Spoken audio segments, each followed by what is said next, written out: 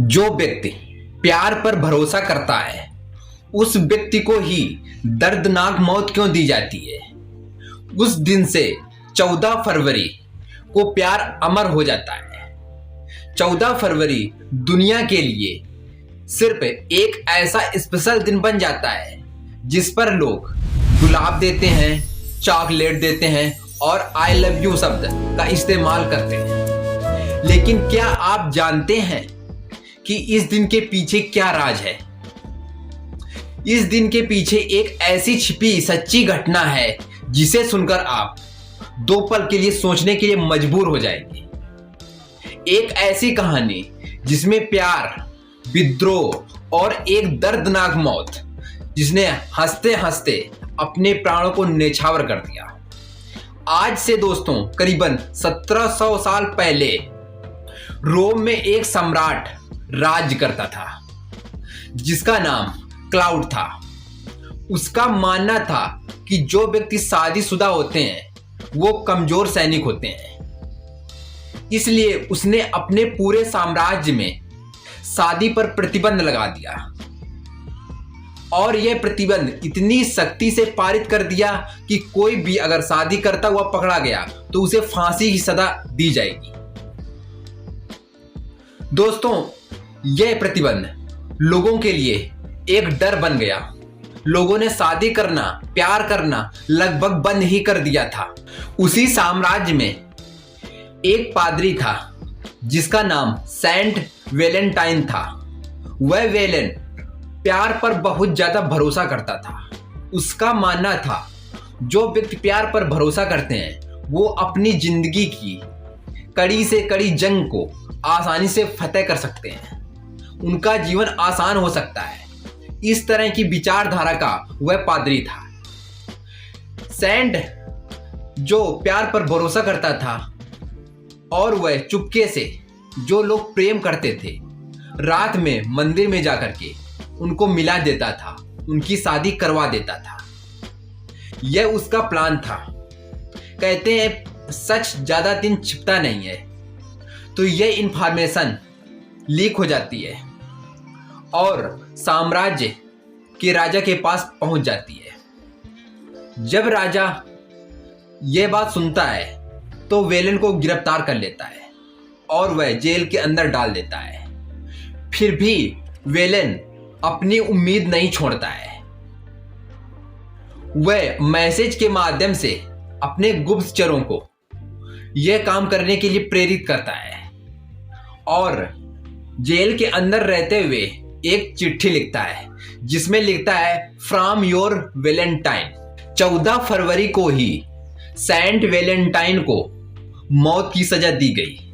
उसी दिन वेलेन को फांसी पर चढ़ाया गया। उसी दिन से प्यार अमर हो गया। उसी उपलक्ष्य पर हम गुलाब देते हैं, लोगों को हैप्पी वेलेंटाइन डे बोलते हैं। यह एक ट्रेंड नहीं बल्कि एक बलिदान की याद है। इस वेलेंटाइन डे पर हम एक दूसरे को गिफ्ट देते हैं, अपने रिश्ते की कद्र करते हैं।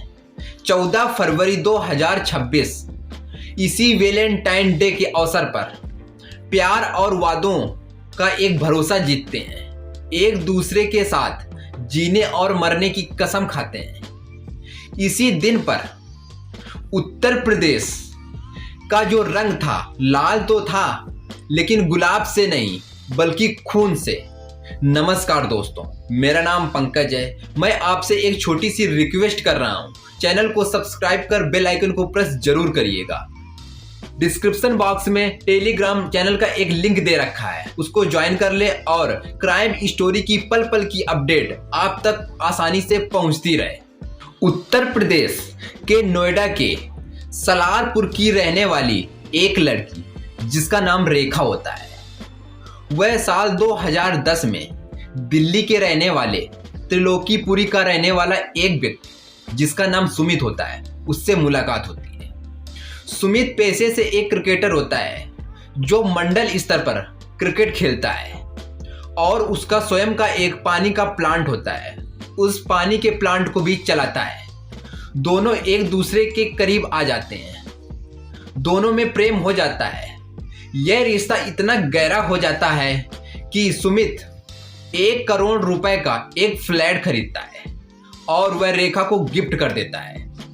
दोस्तों, प्यार इतना गहरा हो जाता है कि दोनों एक दूसरे से दूर नहीं रह पाते हैं। इसी बीच साल 2010 से और साल 2025 का जो समय रहा, दोनों के बीच बहुत ही हरा भरा रहा। साल 2026 में दोनों बहुत ही जल्द शादी करने वाले थे, लेकिन इसी बीच सुमित के घर वाले रेखा के घर वालों पर आरोप लगाया कि वो हमारे बच्चे को भड़का रहे हैं, हमारे खिलाफ साजिश रच रहे हैं, हमारी सारी प्रॉपर्टी वो स्वयं हथियाना चाहते हैं। इन बातों को लेकर के एक बहुत बड़ा जाल बना देते हैं और दोनों के बीच बहुत तानबीन शुरू हो जाती है।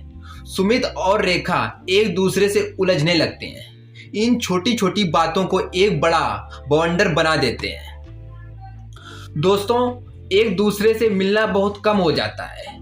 लंबे लंबे समय तक एक दूसरे से बात नहीं करते हैं। 13 फरवरी 2026 को इतना ज्यादा विवाद बढ़ गया कि सुमित ने अपना आपा खो दिया और 3:40 का समय हो रहा था। सुमित ने रेखा को एक मैसेज भेजा। उस मैसेज में अपनी भावनाओं को व्यक्त किया, दुख और दर्द को बयां किया। इस मैसेज को जब रेखा ने रिसीव किया, वो सारी भावनाओं को समझ गई और रेखा ने भी एक मैसेज सुमित को भेज दिया। सुमित ने उस मैसेज को सीन नहीं किया और सुमित अपनी कार टाटा अल्ट्रोज को लेकर के बाहर निकल गया और उसी समय रेखा भी अपने घर से बाहर निकल जाती है।